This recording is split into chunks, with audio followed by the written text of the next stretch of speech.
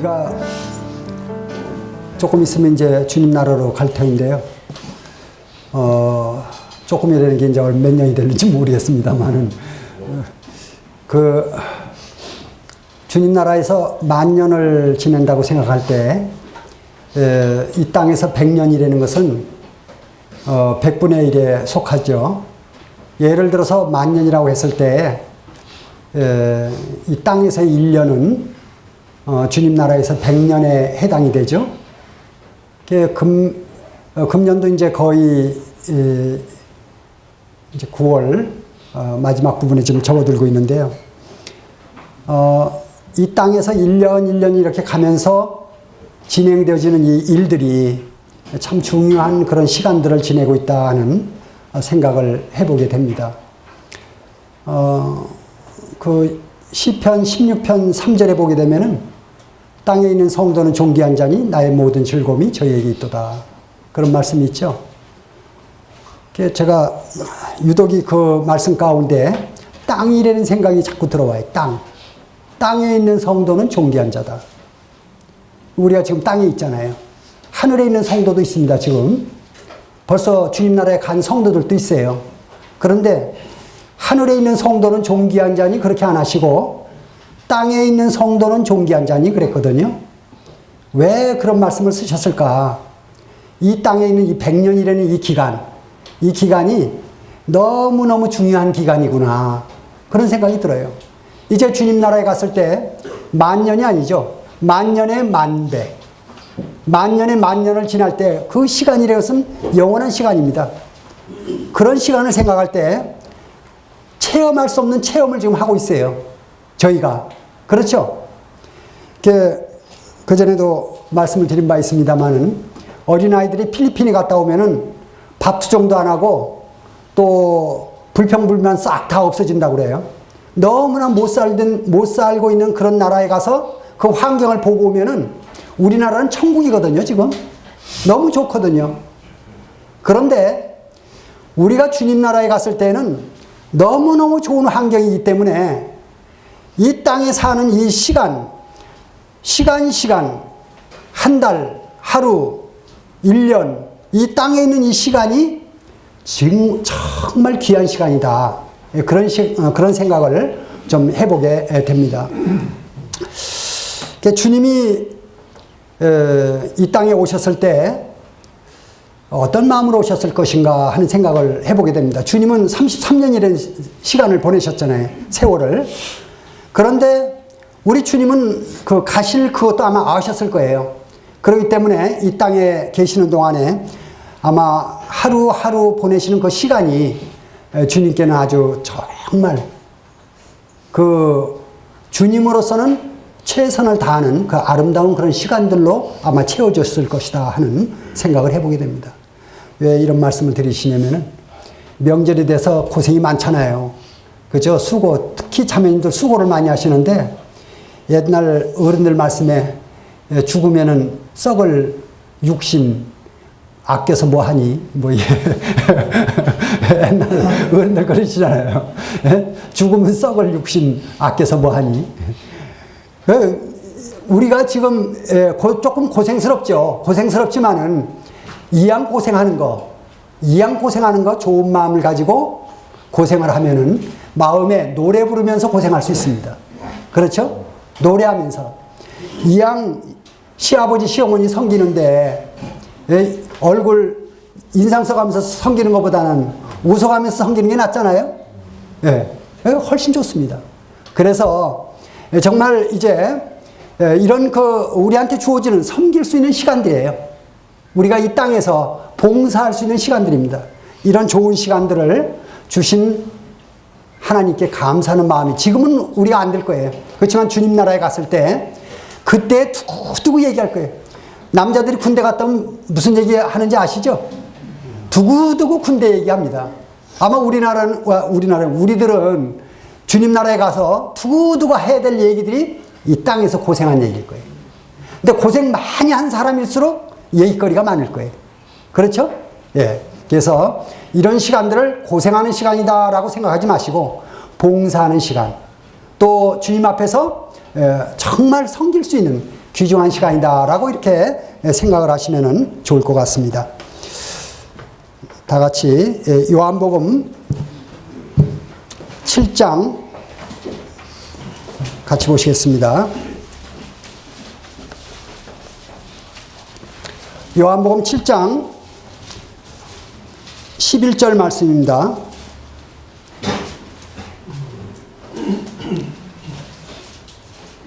다 같이 한 목소리로 7장 11절 12절 한 목소리로 같이 읽어주시면 고맙겠습니다. 시작. 명절 중에 유대인들이 예수를 찾으면서 그가 어디 있느냐 하고 예수께 대하여 무리 중에서 수군거림이 많아 혹은 좋은 사람이라 하며 혹은 아니라 무리를 미혹해 한다 하나. 예, 거기까지요. 감사합니다. 이 명절에 대해서 오늘 말씀을 교제하고자 합니다. 명절.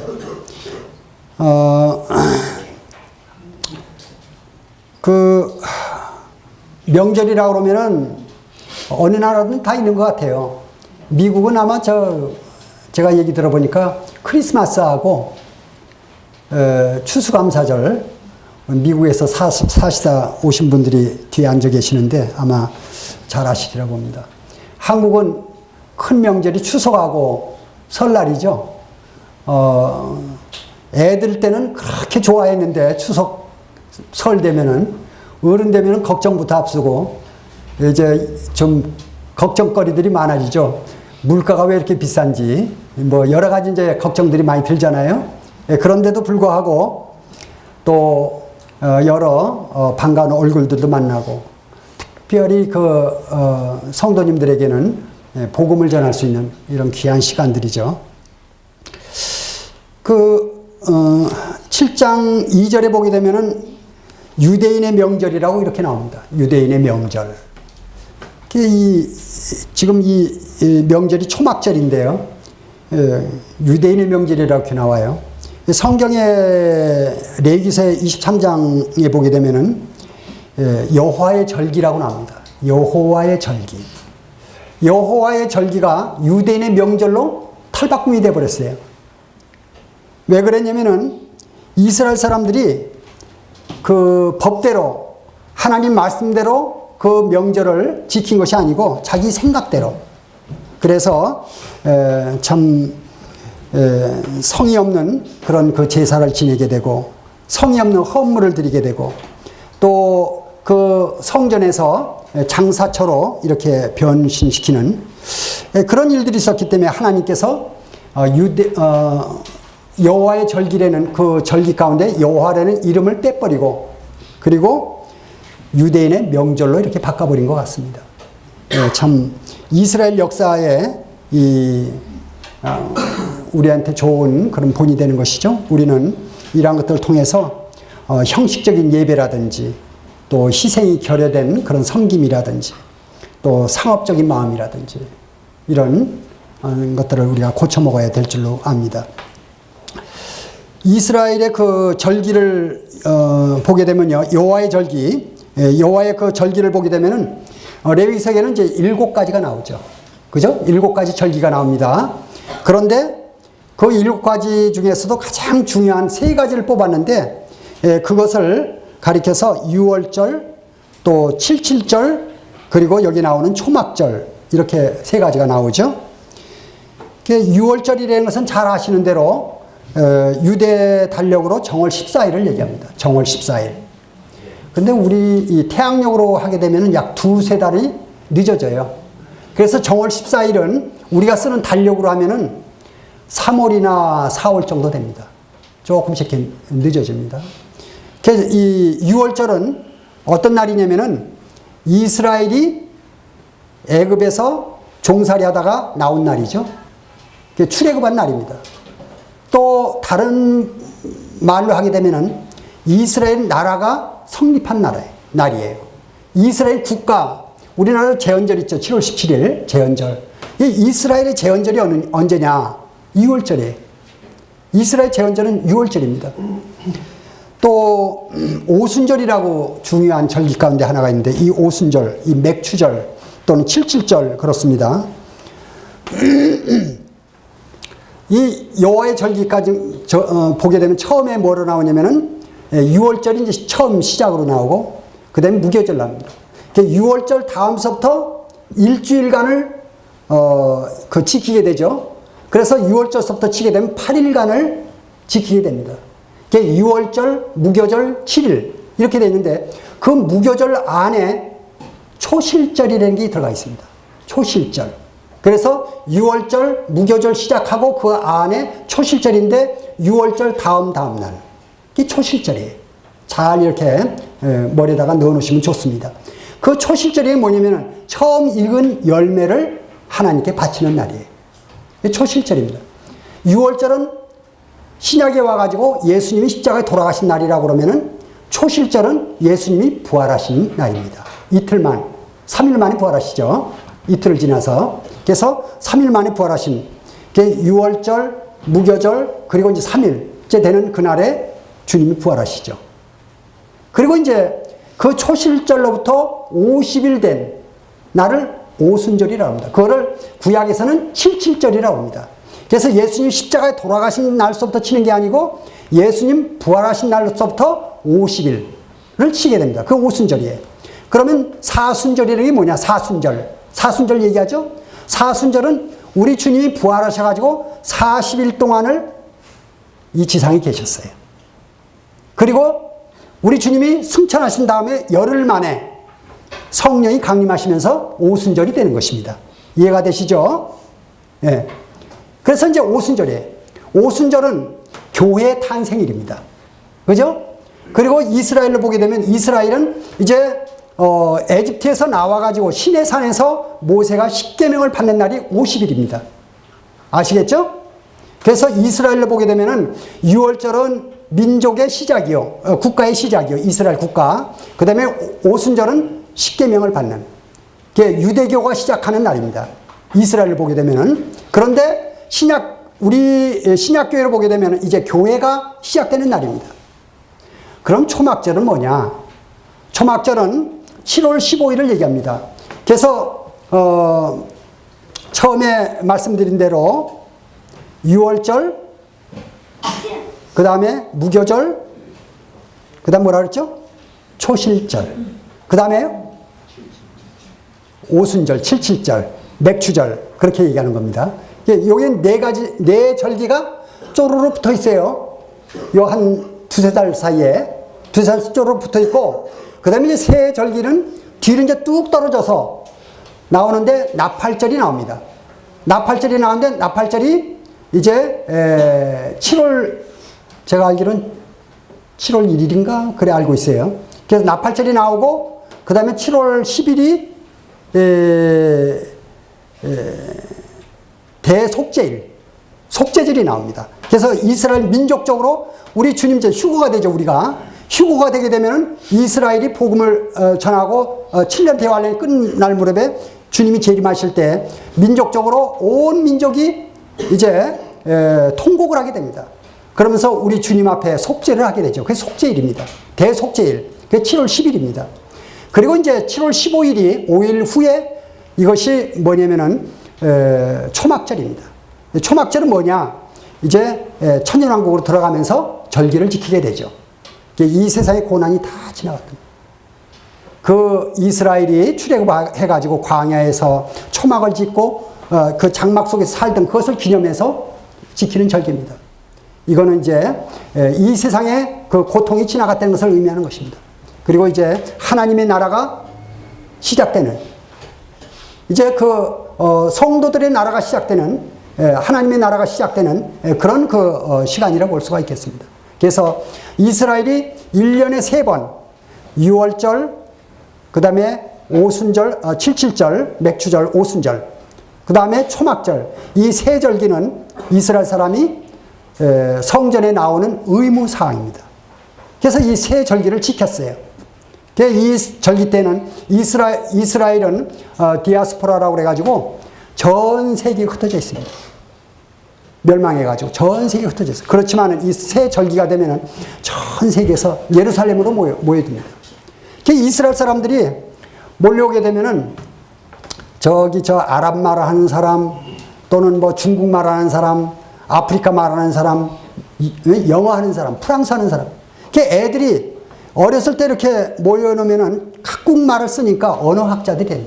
이스라엘 사람들은 언어를 참 어렸을 때부터 많이 접해가지고 이 언어를 잘하는 민족으로 그렇게 알려져 있습니다. 저희 나라도 요새 외국어에 대해서 신경을 많이 쓰고 있는데 지금 이 이스라엘은 특별한 이런 그 나라이죠. 이러한 그 명절, 이러한 그 유대인의 명절이 지금 이 초막절, 새 절기가 큰 명절 가운데 이 초막절에 일어난 일들을 지금 여기서 말씀을 하고 있는 것입니다. 자, 그 말씀을 좀 보겠습니다. 11절, 명절 중에, 그랬습니다. 명절 중에. 초막절에 이제 그 가운데죠? 명절 중에. 유대인들이 예수를 찾으면서 그가 어디 있느냐? 이렇게 물었어요. 유대인들이 이제 예수님을 찾으면서 그가 어디 있느냐? 참 우리가 좀 생각해 봐야 될 그런 말씀입니다. 그가 어디 있느냐? 인생으로서 가장 큰 대상이 누구냐면 예수 그리스도입니다. 메시아, 그분인데 첫 번째 질문을 우리가 드린다 그러면 그가 누구냐 하는 것입니다. 그가 누구냐? 예수 그리스도 그분이 누구냐? 너무나 많은 사람이 예수 그리스도에 대해서 몰라요. 너무나 많은 사람이. 그리고 구원받은 다음에도 우리가 그분에 대해서 다 알 수가 없습니다. 그분은, 예수 그리스도 그분은 얼마나 광활하시고 무소부지하시고 또 그분은 인간으로서 측량할 수가 없는 그분입니다. 하나님이세요. 그 하나님이신 그분이 인간의 몸을 쓰고 오신 분이 예수 그리스도인데 그 예수 그리스도 그분에 대해서 세상 사람들이 하는 얘기입니다. 그가 누구냐? 큰 질문입니다. 두 번째는 어디 계시냐? 예수 그리스도가 어디 계시냐? 예수 그리스도가 어디 계시냐? 아주 큰 질문이에요. 예수 그리스도 어디? 우리 주님이 제자들한테 물으셨죠. 사람들이 날 보고 누구라 하느냐? 그랬더니 더러는 뭐 엘리야 선지자 뭐 이렇게 말씀하셨다. 그러면 너희들은 나더러 누구라 하느냐? 이렇게 물었죠. 그러니까 베드로가 대답했죠. 저는 그리스도요 살아계신 하나님의 아들이십니다. 이렇게 대답했습니다. 우린 다 알아요. 우리 이제 주님이 이제 그리스도시요. 그리스도 메시아라는 뜻입니다. 메시아는 히브리어로 말할 땐 메시아입니다. 근데 헬라어로, 신약은 이제 헬라어로 기록됐죠? 헬라어로 말할 땐 그리스도이시죠?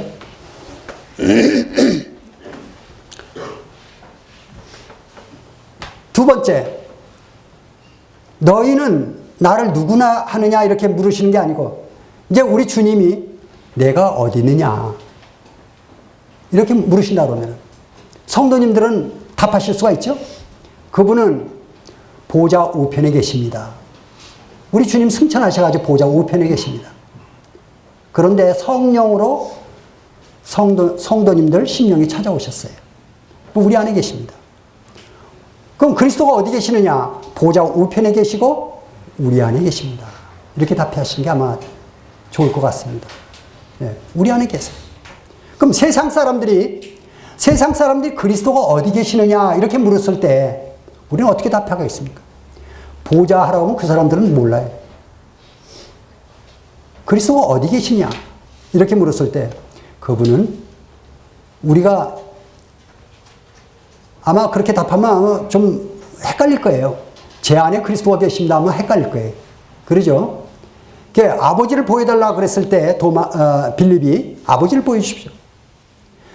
너희가 나와 오랫동안 같이 있었거늘 나를 보고도 아버지를 보여달라 하느냐? 아버지가 내 안에 계시지 않느냐? 나를 본 자는 아버지를 보았다 그랬어요. 이제 성도님들을 만나서 성도님들을 보는 사람들은 그리스도를 만나는 사람들입니다. 그리스도를 보는 사람들이에요.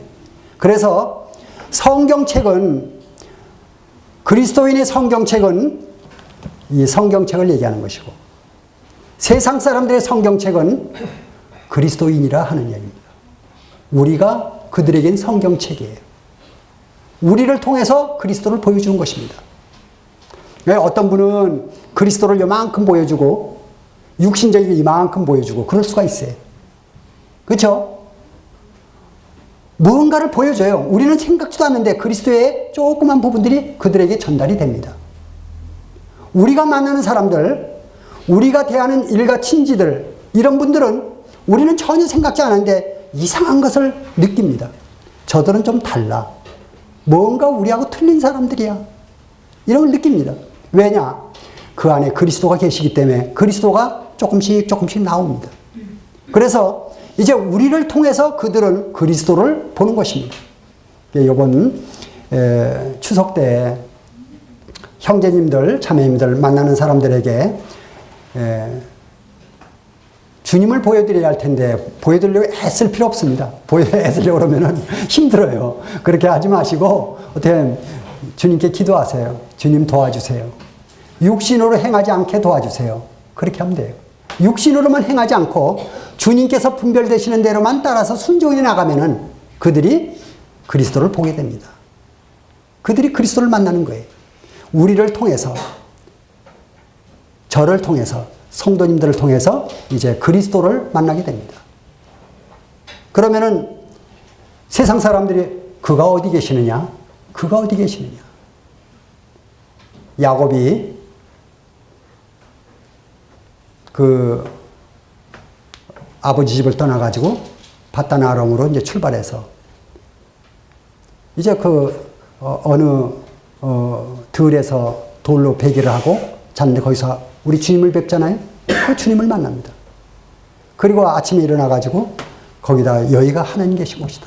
그리고 베델이라고 이름을 짓게 되죠. 기름을 붓고 거기서 하나님께 경배합니다. 거기서 하나님을 발견하죠. 많은 사람들이 성도님들하고 교제하는 가운데 하나님을 발견하고 바로 여기가 하나님 계시는 곳이다. 이렇게 합니다. 이제 성도님들 이번 명절에 좋은 시간들을 가지셨으면 좋겠습니다. 그 다음에 그 12절을 좀 보겠습니다. 예수께 대하여 무리 중에서 수군거림이 많아 혹은 좋은 사람이라 하며 혹은 아니라 무리를 미혹한다 하나 이렇게 나오죠. 수군거림이 많다. 그 당시에 예수님에 대해 수군거림이 많았어요. 수근수근하는 거죠. 예수님은 좋은 사람이야. 예수님은 정말 좋은 사람이야. 또 어떤 분들은 근데 좀 이상해. 또 어떤 분은 그거는 미혹하는 사람이야. 뭐 별의별 얘기를 다 하는 거죠. 그런데 여기는 지금 요한복음 7장인데 요한복음 2장에 나오면은 중요한 사건이 하나 나오죠. 요한복음 2장에 무슨 사건 나오신지 혹시 아세요? 요한복음 2장 가나 혼인잔치에서 물로 포도주 만들었죠. 그 소문이 퍼졌겠죠. 퍼졌을 거예요. 요한복음 2장에서. 그리고 이제 요한복음 3장에 가지고 또 그 요한복음 3장에서는 니고데모가 나오죠. 예, 니고데모가 나오면서 그 뒤에는 세례 요한이 예수님을 증거하게 됩니다. 뭐라냐면은 나는 물로 세례를 주거니와 내 뒤에 오시는 이는 이제 성령과 불로 세례를 준다. 많은 유대인들이 와가지고 네가 그리스도냐 그랬어요. 나는 그리스도가 아니라 그랬어요. 내 뒤에 오시는 분이 그리스도다 그랬습니다. 예수님에 대해서 세례 요한의 증거가 나옵니다. 요한복음 4장에 가게 되면은 이제 그 사마리아 우물가에서 어떤 여인을 만나서 그 여인이 이제 예수님을 만나는 장면이 나오죠. 물동이를 뒤로 던져버리고 자기 동네로 돌아가서 예수님을 증거합니다. 보라, 내 과거를 얘기하면서 부끄러운지도 모르고 내 과거를 얘기한 사람 와서 보라. 그가 메시아가 아니냐. 그래서 동네 사람들이 우르르 나와가지고 예수님 얘기를 듣고 구원을 받아서 그 사마리아에 복음운동이 일어나게 됩니다. 그게 요한복음 4장이에요. 요한복음 5장에 보게 되면은 베데스다 연못가에 중풍병자가 나오죠. 그죠? 베데스다 연못가에 중풍병, 38년 된 중풍병자예요. 그가 자리를 들고 걸어가라 하니까 이 중풍병자가 일어나가지고 자리를 들고 걸어갔어요. 그런 사건이 나옵니다. 그 다음에 요한복음 6장에 가니까 우리 주님이 오병이어로 수많은 사람을 먹였어요. 그때 남자만 5,000명이라고 그랬어요. 오병이어로. 아마 한 2만 명 가까이 노인하고 여자하고 애들하고 하면 한 2만 명 가까이 됐으리라 봅니다. 그 소문이 얼마나 많이 퍼졌겠어요. 그러니까 모든 사람들이 요한복음 7장에 와가지고 초막절이 됐어요. 예수님이 이제 오시지 않겠느냐.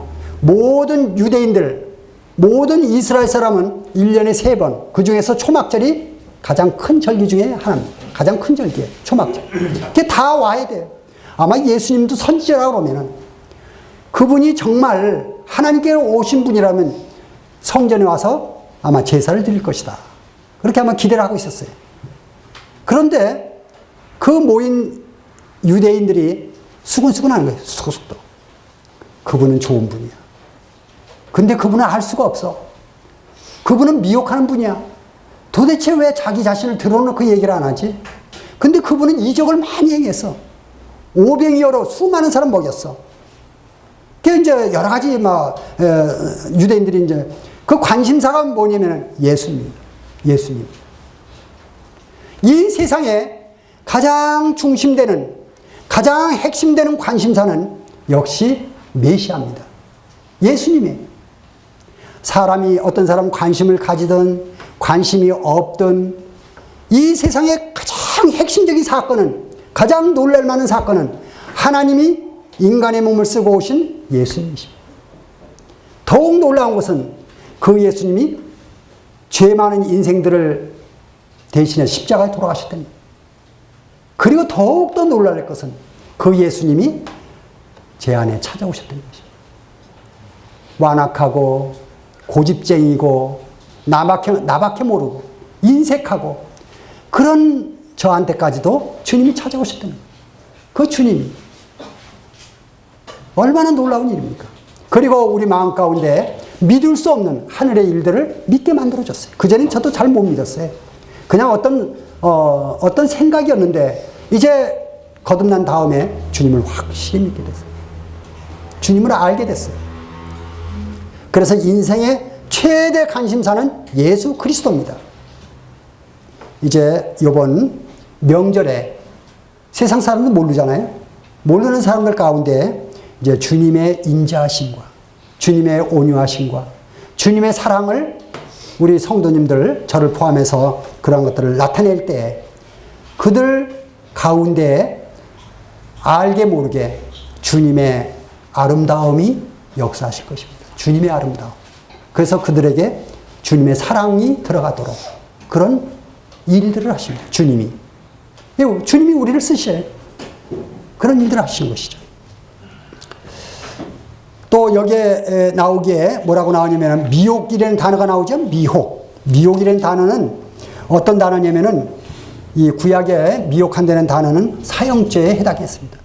미혹한다는 것은 하나님을 믿는 사람들을 하나님을 믿지 못하도록 방해하는 것을 미혹한다 그럽니다. 우상으로 미혹하든 거짓 것으로 미혹하든 잘못된 것으로 이렇게 끌어가는 것을 미혹한다 그럽니다. 하나님 믿는 사람들을 하나님 반대처로 끌어가는, 마음을 끌어가는 것, 이걸 미혹한다 그럽니다. 그런 사람들은 돌로 쳐 죽이는 것입니다. 사형죄에 해당해요. 그래서 여기에 예수님 보고 저는 미혹한다 이렇게 얘기했을 때는 그 얘기하는 심중에 저를 죽여야 된다 하는 그런 뜻이 들어가 있어요. 예수님을 죽이라는 것입니다. 이야기는 뭡니까? 이제 우리가 좋은 마음으로 주님의 마음으로 섬기지만은 그들 마음 가운데는 죽이려고 하는 마음, 미워하는 마음, 예수 믿는 사람들을 미워하는 마음이 있어요. 세상이 영이에요. 이 세상 영은 선한 사람, 자기보다 뭔가 좀 좋은 그런 마음을 가지고 있는 사람을 미워하는 그런 사람들이 있어요. 이것이 그 사람 탓이 아니고 그 안에 찾아와 있는 미혹의 영, 어둠의 영, 사단의 영인 것입니다. 그런 것이죠. 그래서 이제 미혹하는 그런 영이 있다는 것을 우리는 생각하고 그들을 위해서 우리는 조용히 그럴 때 저항에 부딪힌다든지 어떻게 그전에는 안 그랬는데 갑자기 나와가지고 자꾸 나를 갖다가 괴롭히고 말을 막 꼬집고 때리고 그런 어떤 사람이 생길 때 우리가 맞대응하진 않죠. 원수 갚는 것이 내게 있으니 너희가 원수 갚지 말고 내게 맡기라 그랬습니다. 로마서 12장에 보게 되면요. 그래서 우리가 그런 사람에게 돌을 던질 때 같이 돌을 던지면은 안 되죠? 그때 우리가 조용히 그를 위해서 돌을 던지는 게 아니고 사탕을 던져보세요. 돌을 던지는 게 사탕을 던져. 그에게. 또 좋은 것을 던져줘요. 그럼 그가 폭탄을 맞습니다. 그 마음에. 나는 나쁜 걸 던졌는데 저는 나한테 나쁜 걸 주는 게 아니고 좋은 걸 준다. 저 사람 속에 뭐가 들었느냐. 이렇게 되는 거예요. 그래서 우리는 이제 악을 악으로 갚는 것이 아니고 선으로 악을 이기라. 이런 부분이 있는 것이죠.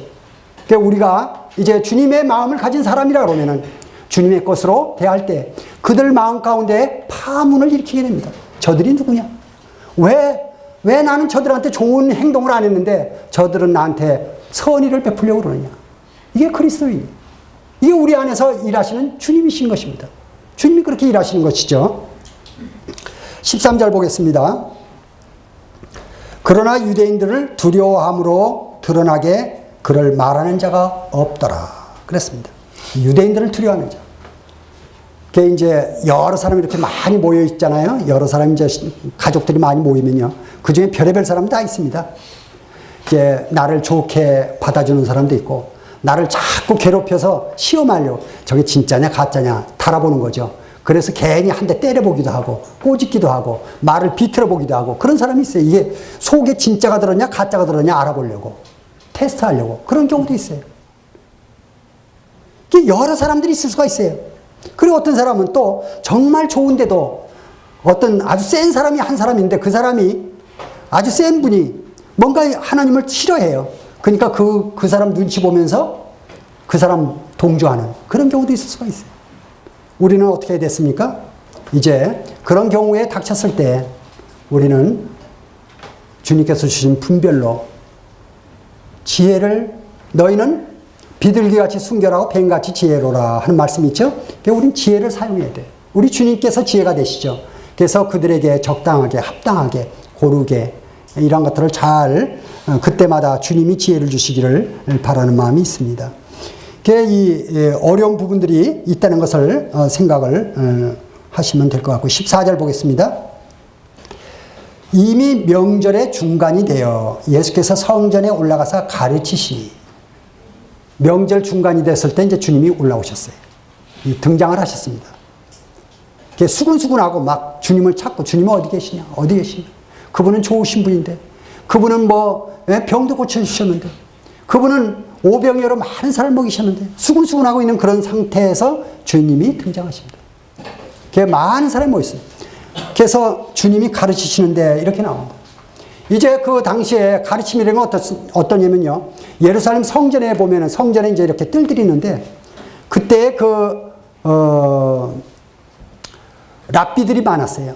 랍비들이 이렇게 가르침을 베푼다고 합니다. 랍비들이 가르치게 되면은 어떤 때는 20-30명, 어떤 때는 대여섯 명, 어떤 그룹에는 또 어떤 랍비한테는 100명, 200명. 들을 만한 가치가 있는 그 그룹에는 많은 사람이 몰려들어서 듣는 거예요. 여기도 한 무더기, 여기도 한 무더기, 여기도 한 무더기. 상상이 가죠? 예. 성전에서 이제 명절 중가운데에 그런 가르침이 베풀어지고 있는 그 가운데 우리 주님도 상을 하나 베풀었어요. 우리 주님도 이제, 예? 한 자리를 차지한 거예요. 주님이 앉아 계시니까 사람들이 꾸역꾸역 모여드는 거예요.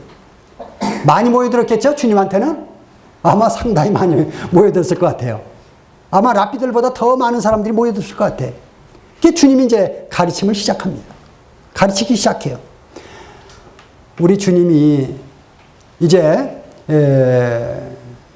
집이 어딘지 아시죠? 우리 주님 사시는 동네가 나사렛, 갈릴리 나사렛이죠? 나사렛에서 예루살렘까지는 짧은 길이가 아닙니다. 꽤 멀어요. 지도책을 보면 굉장히 멉니다. 예. 나사렛에서 명절을 이제 지키려고, 그 절기를 지키려고 예루살렘까지 오셨을 때 우리 주님 마음 가운데 어떤 생각이 있었어요? 어떤 생각? 아마 우리 주님 이제 초막절을 3년이면 이제 3번을 아마 지내셨을 것 같은데, 그 초막절에 많은 사람들한테 말씀하실 것을 아마 생각했을 것입니다. 저도 어제 그제 이제 말씀을 준비하느라고 틈틈이 앉아서 성도님들하고 무슨 교제를 해야 될 것인가 기도하면서 말씀을 준비했어요. 우리 주님도 마음 가운데 아마 하고 싶은 얘기가 많으셨겠죠. 우리 주님이 하고 싶은 얘기가 얼마나 많았겠어요. 하늘에 속한 이야기들, 인생에 대한 이야기들, 사단에 대한 이야기들, 유대, 이스라엘에 대한 이야기들, 열방에 대한 이야기들, 앞으로 될 일들. 우리 주님이 하실 말씀이 얼마나 마음에 많으셨겠어요. 그런데 그 말씀을 다 하실 수가 없어요. 그 시간에, 그 장소에 꼭 필요한 말씀들, 그들에게 꼭 전해야 될 말씀들, 그들이 알아들을 수 있는 말씀들, 아마 그거를 마음 가운데 가지고 계셨을 거예요. 그리고 이제 말씀을 하기 시작합니다. 가르치시니. 그 당시에 그 유대인들에게 메시아가 이제 말씀을 전하고 계신 것입니다. 말씀을 전하시는 거죠. 그거 다시 봅시다. 14절. 이미 명절의 중간이 되어 예수께서 성전에 올라가사 가르치시니. 가르치시니. 15절이요. 유대인들이 기이 여겼다고 돼 있어요. 놀라는 거예요. 원더풀. 왜 그랬을까요? 기이 여겨. 말씀의 내용이 랍비들한테 듣던 거하고 틀려요. 그래서 그 마태복음 7장 끝에 보게 되면은 저기는 서기관들과 바리새인과 같지 아니하니 이는 권세 있는 자와 같다 그랬습니다. 권세가 있다 그랬습니다. 우리 주님 말씀에. 우리 주님 말씀 내용이 권세가 있다 그랬습니다. 말씀이 아주 깊은 거예요. 심오한 말씀들이 아마 들려졌을 것 같습니다. 우리 주님의 말씀을 저는 말씀을 전할 때마다 제가 느끼는 것이 모세 생각이 나요. 저는 입이 뻣뻣해서 말을 잘 할지 모르니까 다른 사람을 보내소서. 근데 우리 주님은 아마 조용히 말씀을 하시고자 하는 말씀을 전하셨을 거예요. 그때 심중에 있는 말씀을 전하셨을 거예요. 그리고 그들에게 폐부를 찌르는 말씀들을 하셨을 거예요. 그들의 가장 깊숙한 곳에 뭔가 필요한 부분들을 아마 주님께서 점검을 하셨을 거예요. 주님이.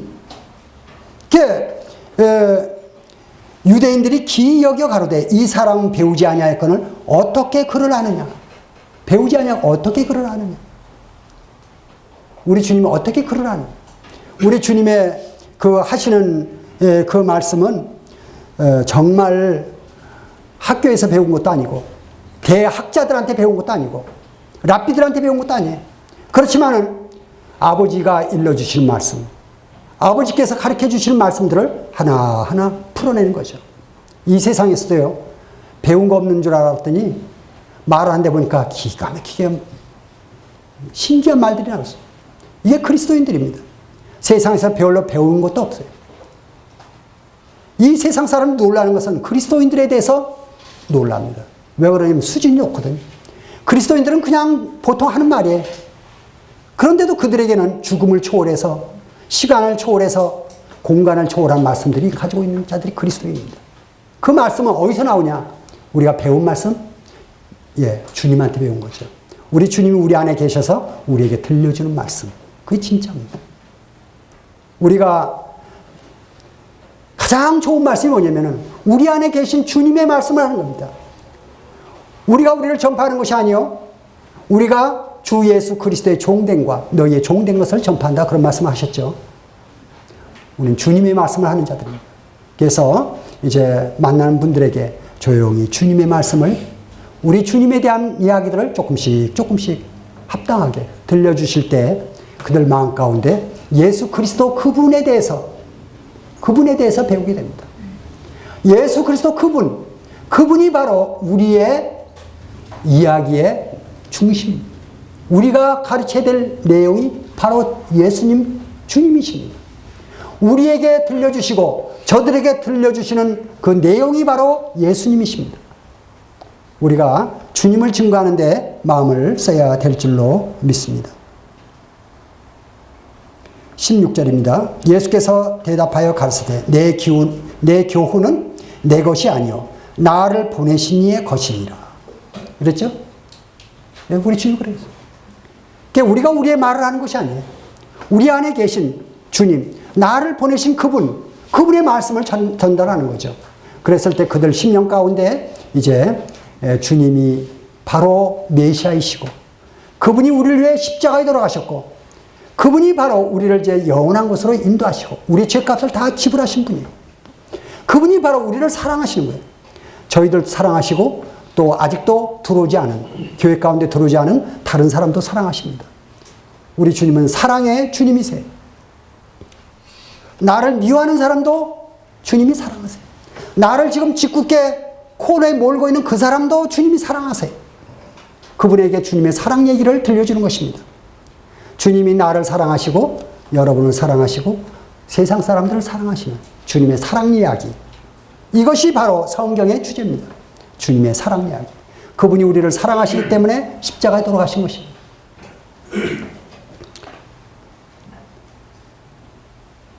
17절입니다. 사람이 하나님의 뜻을 행하려 하면 이 교훈이 하나님께로서 왔는지 내가 스스로 말함인지 알리라. 이제 우리 주님의 교훈을 행하려 하면 주님의 교훈이 무엇입니까? 성경에서 배운 말씀, 성경을 읽을 때 성령님이 깨닫게 해주신 말씀, 또 주님이 우리 안에서 역사하셔서 분별시켜주는 말씀, 그때마다 인도하시는 말씀, 그런 말씀들을 우리가 행하려 할 때, 순종하려 할 때 그때 주님께서 이상한 일들을 일으키십니다. 제 마음에 뭔가 아주 이상한 걸 느껴요. 제가 감당할 수 없는 주님의 그 신성, 아름다운 것들 내 안에서 역사하는 걸 느껴요. 부활의 그 신성, 주님의 그 새 생명이 움직이는 걸 느껴요. 그러면서 그런 것들이 저들 속에 역사하는 걸 느끼게 됩니다. 이게 주님의 일이에요. 주님께서 그렇게 일하십니다. 그래서 아버지의 교훈을 행하려 하면은 이 교훈이 무슨 교훈인지 안다는 얘기입니다. 이번 명절 때 해보시기 바랍니다. 주님 말씀대로 순종하고자 해보시길 바라요. 주님 도와주십시오. 제가 할 수 없는 자입니다. 저는 육신적인 사람입니다. 그렇지만 주님이 저를 도와주셔서 주님이 일하시고 저로 하여금 주님과 함께 주님 임재 가운데 주님 말씀을 증거할 수 있도록 또 섬길 수 있도록 말씀 전하는 것이 꼭 입으로만 하는 거 아니죠. 행동으로 하는 것입니다. 조용히 우리 주님 세수대에다 물 떠가지고 수건을 뒤에 두르시고 제자들 발을 씻겼듯이 그게 주님의 말씀입니다. 우리가 조용히 어려운 사람들을 도와주고 또 그들을 감싸주고 치료시켜주고 우리가 하는 그 행동 그 자체가 하나님 말씀입니다. 그게 말씀이죠. 예. 18절입니다. 스스로 말하는 자는 자기 영광만 구하되 보내신 이의 영광을 구하는 자는 참되니 그 속에 불의가 없느니라 그랬습니다. 그래서 주님께서 이번 명절 때 함께 하시고 그리고 기이한 그런 체험들을 하실 수 있도록 아름다운 그런 명절을 지내시기를 바라는 마음이 있습니다. 이것으로 말씀을 마치겠습니다.